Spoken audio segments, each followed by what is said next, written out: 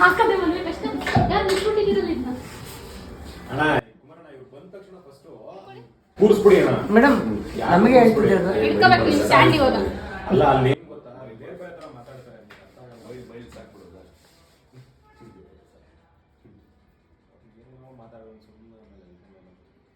ಅಂದ್ರೆ ನೀವು ನಾಳೆ ಶೂಟ್ ಇದ್ದಾಗ ನನ್ನ ಹತ್ರ ಇವತ್ತೇ ಬರ್ಬೇಕು ನಾನು ಹಾಕಿ ಕಳಿಸ್ತೀನಿ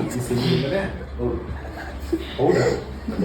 ಇವತ್ತೇನೋ ಮೇಕಪ್ ಡಬ್ಬ ಥರ ಕಾಣಿಸ್ಬೇಕು ಅದಕ್ಕೆ ಕಾರಣ ನೀನು ಗಗನನೇ ಕಾರಣ ನೋಡಿ ಹೆಂಗ್ ಬರ್ತಾರೆ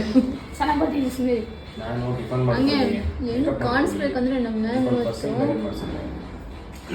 ಏನ್ ಮಾಡಿದ ಕೂತ ದೇವ್ರು ಬಂದಿರ್ತಾರೆ ಏನಮ್ಮ